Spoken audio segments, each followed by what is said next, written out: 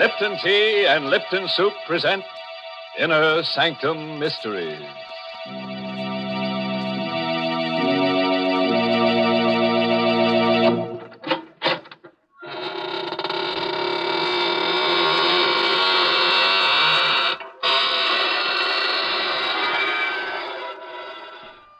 Good evening, gentle friends of the Inner Sanctum. Welcome through the creaking door for another soothing half hour of sweetness and light.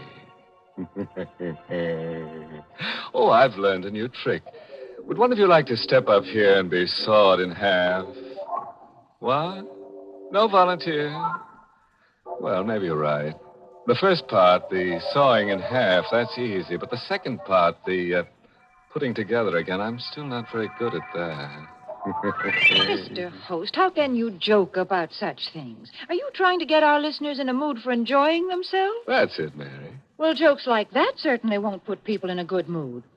Here's a much better way to do it. Just serve folks a piping hot cup of Lipton tea, and they'll be in a good mood in a minute. For Lipton's is the password to pleasure. It's tea at its delicious best, thanks to Lipton's brisk flavor. Brisk, you know, is the tea expert's own word for the fresh, lively, full-bodied flavor of Lipton tea. Unlike ordinary dull-tasting teas, Lipton's is never flat. It's always spirited and satisfying. Try it real soon and get the extra enjoyment of Lipton's wonderful brisk flavor.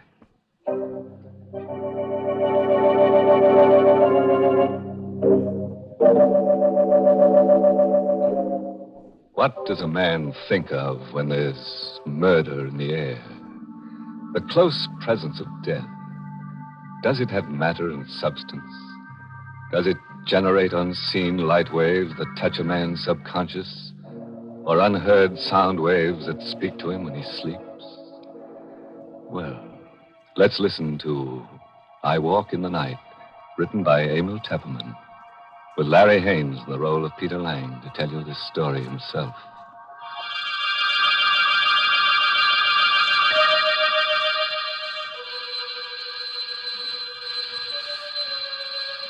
I don't know if it was the ringing of the doorbell that awoke me, dragged me back to consciousness out of a deep, heavy sleep. I felt groggy, as if I'd been drugged. My eyes were so heavy, so hard to keep open. That infernal ringing. I stumbled out into the hall. Myrna's room, my wife, there opposite mine. I knew the door would be locked. We'd quarreled last night while the Judsons were visiting from the house next door. Myrna had made a scene. She went to her room and locked herself in. Pete! Pete, wake up in there! As I stumbled down the hall to the front door, I recognized Phil Judson's voice. Phil and Henrietta lived in the house next door, just across the lawn. Pete! Pete! All right, I'm coming. Just a minute. Can't get this open. There. Oh, thank heaven you woke up, Pete. I thought you'd never hear me. What's wrong, Phil? What's that poker for? Henrietta saw a prowler come out of this house. A prowler? What's the matter with you, Pete? You look groggy. Wake up. I don't know. I feel as if I'd been doped. What's this about prowler? Henrietta saw him climbing out of Myrna's window. She yelled to me, and I grabbed the poker and came running out. A poker? What's the matter with you? Didn't you hear me? A man was in Myrna's room just now. Great Scott. Myrna's alone in there. Come on. Myrna. Myrna, you all right? Open the door. She doesn't answer. Phil, are you sure the prowler came out of this room? Yes, and he ran around the house and got away. Look, Pete, have you got a key to this door? No, it's bolted on the inside. We've got to break it down. Come on, put your shoulder to it. Once more now. Where's the light switch? Oh, here, I've got it. Better not come in, Pete. Oh, let me in. I've got to see. Myrna. Take it easy, Pete. Oh, Myrna. Strangled. Strangled to death. Myrna. Look at the black and blue marks on her throat. This chain on her neck, it's broken. It was her locket. The one I gave her last Christmas. Killer must have taken it with him. And see here, her fingernails, there's bits of skin under them. She must have struggled and scratched the killer's face or hands. Why, Phil? Why should anyone want to kill her?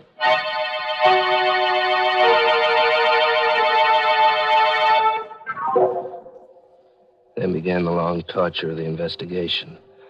Detectives swarming over the house. Men in derby hats examining the body of my wife, measuring the room, searching for fingerprints. And finally, more men who came and carried her away forever. Through it all, Phil and Henrietta sat with me, trying to give what comfort they could. Oh, Peter, dear, please talk to us. I can't stand seeing you sit there with your head in your hands. It won't bring Myrna back to life. Henrietta's right, Pete. You've got to get a hold of yourself. I know, but I can't stop thinking about it. Those marks on her throat, the torn chain, the locket gone. Look here, Pete. There's something we have to talk about. Now, get that dazed look off your face and listen to me for a minute. Yes, Phil. There's a police inspector in Myrna's room right now. O'Brien is his name. He'll be coming in soon to question you. Now, you'd better not tell him about the quarrel you had with Myrna last night. I don't get you. It would look bad for you. For me? Oh, what do you mean? Phil, you don't think that I... Suddenly, I caught my breath. My right hand in my bathrobe pocket had touched something cold. Phil and Henrietta both stared at me. Peter, what's wrong? Phil, look what I found in my pocket. What is it? Look. A locket? It's Myrna's locket. The one that was torn from her throat. Phil, how could this get in my pocket? Here, give me that, quick. But, Phil... Give it to me. Yes, it's Myrna's locket, all right. You recognize it, Henrietta? Yes. What are you going to do with it, Phil? Get rid of it, quick. Out this open window. Now, if the police find it out there, they'll think the killer dropped it. But, Phil, it was in my pocket. What are you looking at, Phil? Your hand, Pete. What? Your left hand. I looked down at my left hand. There on my wrist were 3 long gashes where the skin had been scraped. As if by the fingernails of a woman fighting for her life. Phil, do you think I could have killed her? Nonsense. I don't believe it. You could never do a thing like that, Pete. Couldn't I? How can you be sure? How can I be sure? Peter, please, don't talk like that. You're making yourself out some terrible monster, but you aren't. Phil and I know you can't be like that. I don't know. Maybe I got up in my sleep and killed Myrna without ever knowing it consciously. After all, I did have that quarrel with her last night. Cut it, Pete. Here comes O'Brien, the detective. I hope I'm not intruding. Oh, no. It's all right, Inspector. Come in, O'Brien. Mr. Lang is very upset. The shock. Yes, I understand. Believe me, Mr. Lang, you have my deepest sympathy. I wouldn't bother you at all at a time like this, but Inspector O'Brien was a pink-cheeked, cherub-faced, chubby little man. But his eyes were cold and blue and restless. They kept jumping from Phil to Henrietta to me as he fired his questions at us. Mr. Lang, one more thing. I understand you had a small party here last night? Oh, no, it wasn't a party. Just Phil and Henrietta and Ted Hale. Ted Hale? Yes, Myrna's cousin. Oh, I see. This Ted Hale, a cousin of your wife's, you say? Pardon me, Inspector. Yes, Mr. Judson? Peter's too easygoing and good-natured to tell you about Ted Hale. But as Peter's attorney, it's my duty to give you certain information. Oh, go ahead. Myrna, Mrs. Lang, owned considerable property in her own right. Recently, I drew a will at her request. In it, she leaves a sizable sum to Ted Hale. Oh? Oh, I just thought of something. What is it, Henrietta? Well, Peter was so groggy when he woke up. That's right. He looked as if he'd been drugged. Well, don't you remember last night? Ted Hale went in the kitchen to mix the last round of drinks. Oh, Henrietta, that's ridiculous. On the contrary, it's quite important. Now, tell me, this Ted Hale, what does he do for a living? Why, he works for me in my brokerage office. Uh-huh. To please Myrna, I gave him a job as my confidential secretary. Suppose you tell me where Mr. Ted Hale lives. I think I'll have a talk with him.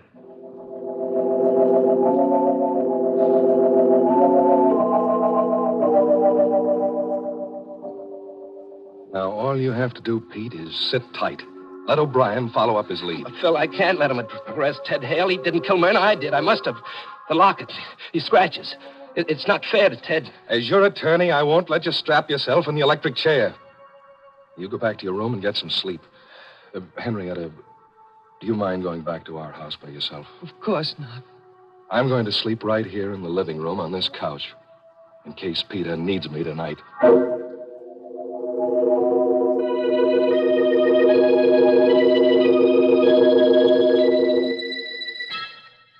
On my bed in the dark, I kept seeing 1,000 pictures. Myrna, her face mottled with strangulation. Phil, always so sure of himself. Henrietta, worried and frightened. And O'Brien, his face grim and his blue eyes cold, going off to question Ted Hale.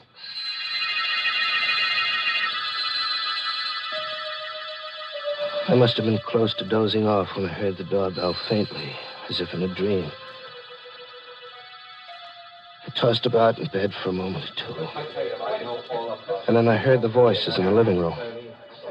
Phil's, cold and harsh. And someone else's, loud and angry and frightened. I got out of bed and opened the door. I went down the hall to the living room. I had to know who was in there arguing with Phil. It was Ted Hale. Ted, what are you doing here? Phil phoned me. He told me about Myrna. I called him up, told him O'Brien would be coming for him. I suggested he come over here and talk it over with me. Pete, don't let them arrest me. You gotta help me. Me? Help you? You know I didn't kill Myrna. Well, I'm not sure. Pete. What? I was here last night, you know, when you had that fight with Myrna. What do you mean? If I'm arrested, it says I had a motive, but what about you, Pete? You were always quarreling with Myrna. Now, look here, Ted, if you're threatening me... I only want you to help me, Pete. Don't let them arrest me. Hide me. Hide me out till this blows over or till they get the real killer. I think Ted is right, Pete. We should help him. But where? I'll handle it. You have a dark room fixed up in the cellar, haven't you? Yes. We'll stick a cot in there and let Ted hole up for a day or two. Nobody will think of looking for him in this house.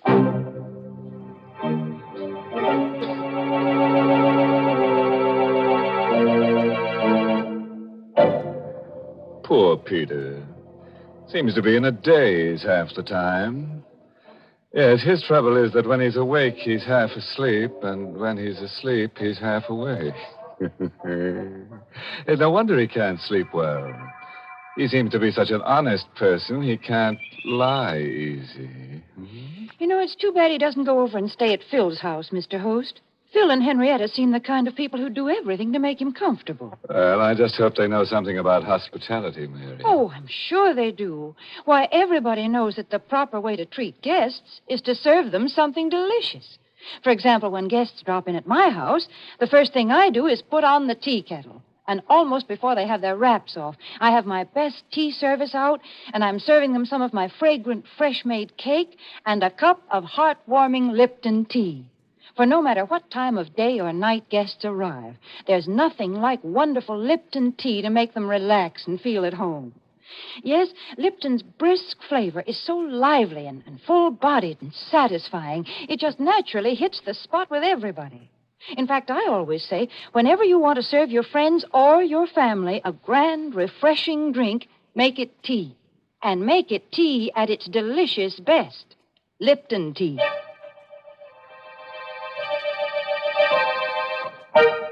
Now, let's get back to our sleepwalker. There's no telling what he might have done while we were talking about tea. Now, let's see, where were we? Peter and Phil were going to hide Ted Hale in the cellar. Now, listen to me carefully, Peter. If Ted Hale is arrested and talks, O'Brien will learn about the quarrel you had with Myrna last night. He'll start digging into things. That won't look so good for you. No, Phil, wait. I know you're trying to help me, but if I did it, if I did kill Myrna, then there's no use trying to protect me. It isn't right. I'm a dangerous man. Fiddlesticks. But you can't brush it off like that. Do you know what it means to lie awake in the night, wondering whether you've killed your own wife? Wondering whom I'll kill next? Cut that out. We've got business to attend to. Now, here's my plan. We'll let Ted stay here tomorrow. And then tomorrow night, I'll smuggle him out of the country. Get him passage on a freighter to South America, maybe. You think he'll go? Sure, he'll go. He's scared stiff. But we'll need money. Lots of money. Now, how much have you got in the safe at the office? So about 10,000 in cash, but there's a batch of negotiable bonds. They'll do. I'll go down to the office the first thing in the morning and get them out of the safe. You had the combination? Yes, you gave it to me when you gave me your power of attorney, remember? Oh, yes. Now, don't you worry about a thing. Oh, here. Take this powder. Hmm? It's just one of the bromides that Henrietta uses. It'll help you get to sleep. By tomorrow morning, everything will be fixed up. Fine.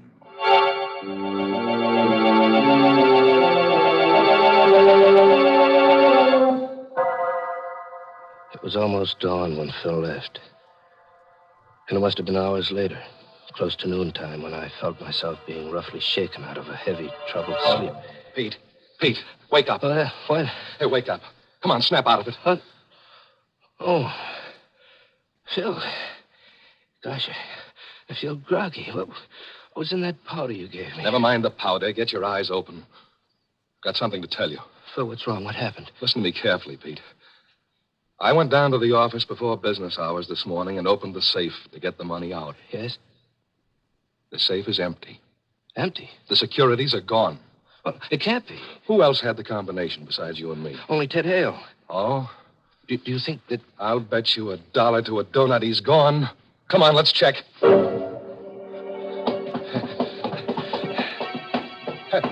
Look, Pete, there's a light in the dark room. He must have got up early and beat me to it, to the safe.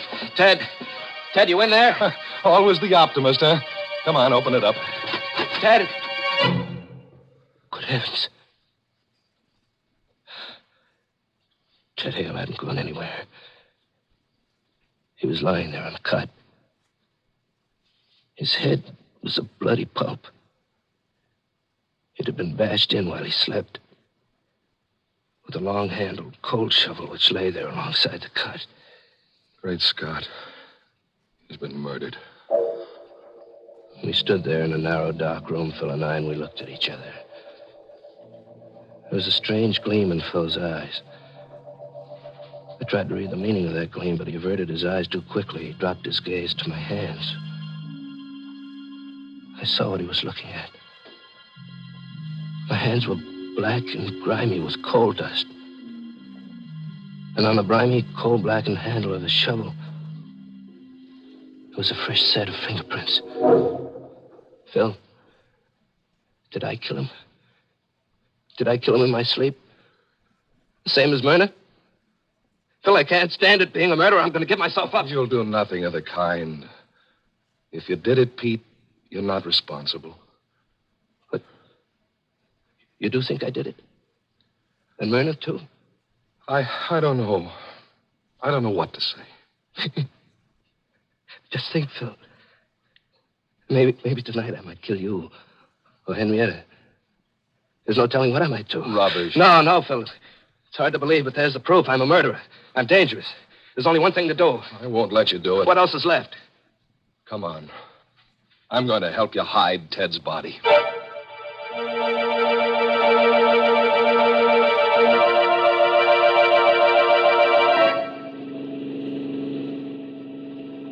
How much further, Phil? Oh, there it is. There's the bridge up ahead.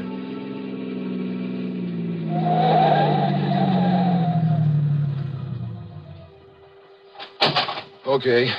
Here, help me with it. We had the body of Ted Hale in a sack with a pair of 100-pound dumbbells to weight it down.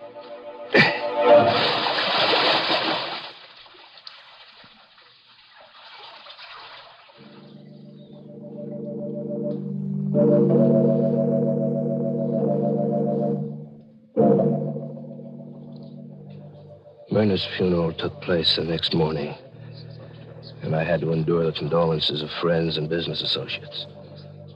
But Phil and Henrietta stood by me all through it. It'll be over soon, Peter. Then you can rest. Keep your chin up. I'll get rid of the stragglers. Look who just came in. Where? Oh, Inspector O'Brien. What does he want, Phil? Take it easy, take it easy. Let me do the talking. I came to pay my respects, Mr. Lang. Oh, well, thank you, Inspector. No trace of Ted Hale, is there, Inspector? I'm afraid not, Mr. Judson. We're combing the city for him, but I'm afraid he's got clean away.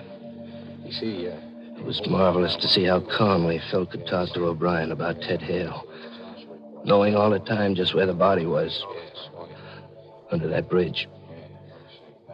I glanced at Henrietta. She was watching Phil, too. Know what I think, Mr. Judson? I think Ted Hale will never be caught. I have a very funny feeling that he's dead.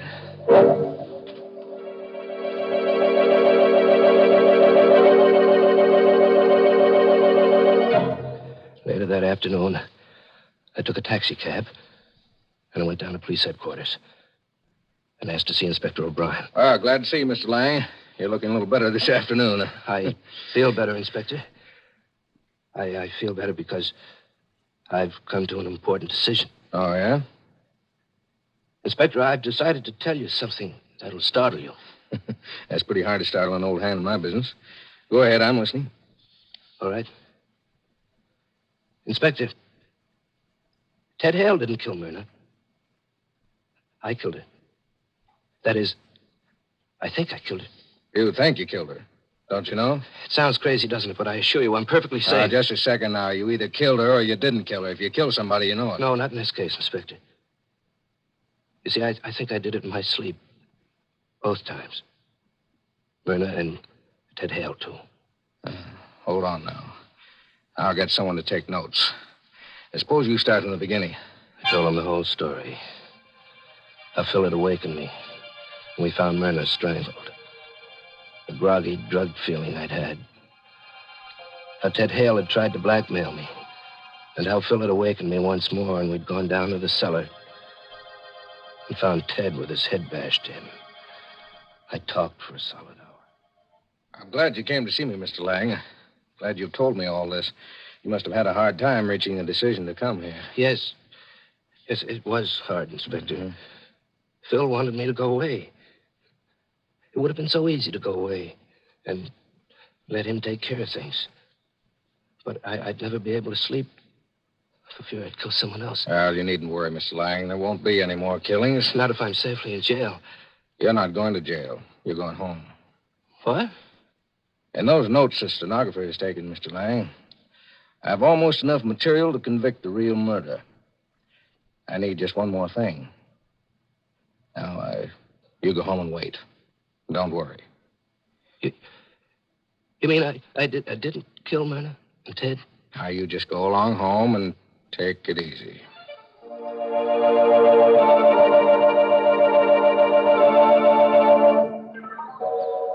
I'm back at home now. It's 2 hours since I left O'Brien's office, and I've taken the time to write down this full account, just as I gave it to the stenographer. As I write now, I can look across the lawn to Phil Judson's house. 5 minutes ago, I saw Inspector O'Brien and 2 detectives go in there. The front door is opening now. I can see them coming out. O'Brien first, then the 2 detectives, with Phil between them. They've got handcuffs on Phil. And here comes Henrietta. She's running across the lawn, coming here. Peter! Peter! Coming, Henrietta. Peter, they've taken Phil away. Yes, I saw it off from the window. Oh, darling. Everything went right. Exactly as we planned Oh, it. baby. Hold me tight, Peter. Tight. We can be together now. Forever and ever. I'd have killed a dozen Myrnas for you, baby. I know. And you were clever, Peter.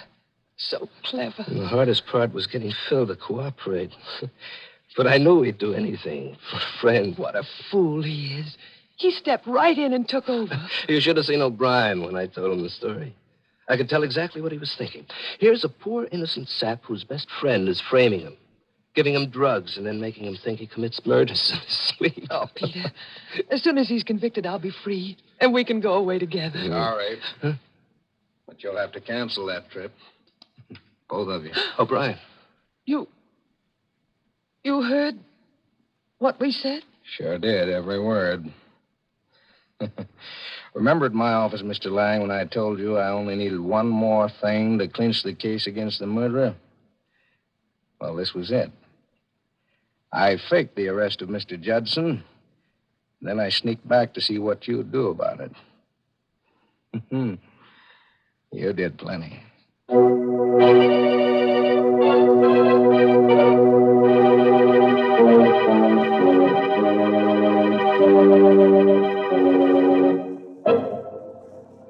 Well, Pete certainly ruined a perfect crime by talking too much, which all goes to show that it's not wise to kill and tell. Mercy. People do go out of their way to get themselves into trouble, don't they, Mr. Host? I'm really surprised at Henrietta, though. For being a partner in crime, Mary. No, for not being a partner to her husband. Oh.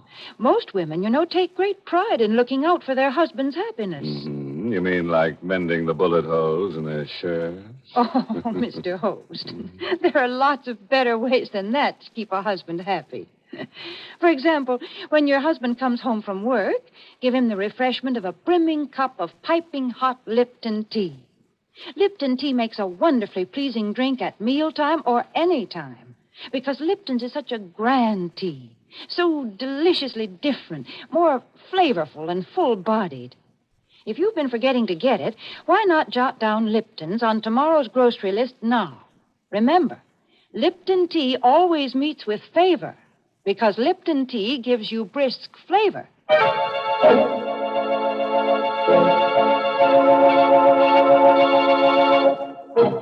And now, friends, a parting word of advice. If you ever wake up and think that you've murdered someone in your sleep, don't go to the police. Now, just take another powder, brother, and go back to sleep. Oh, by the way, this month's Inner Sanctum mystery novel is The Innocent Mrs. Duff by Elizabeth Sanksey Holding. And next week, the makers of Lipton Tea and Lipton Soup will bring you another Inner Sanctum mystery directed by Hyman Brown and called Accident. Does the wind whistling in your ears frighten you, folks? Oh, now don't be scared. Because when you're pushed down an empty elevator shaft and you hit the bottom, nothing ever can frighten you again. It's just an accident. And you'll learn all the mystery of it if you're listening to Inner Sanctum next week. Until then, good night. Pleasant dreams. Hmm?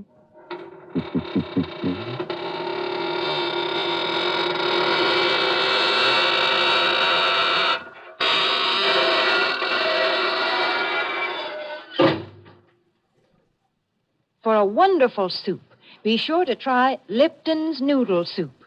Lipton's is the extra delicious noodle soup that folks rave about on account of all those tender golden egg noodles and that honest-to-goodness chickeny flavor. Tastes like homemade soup that you'd spend hours in making, yet Lipton's is ready in a jiffy. Lipton's noodle soup mix costs less and makes lots more than ordinary canned soups. So get some Lipton's Noodle Soup tomorrow. And tune in next week for another Inner Sanctum mystery. This is CBS, the Columbia Broadcasting System.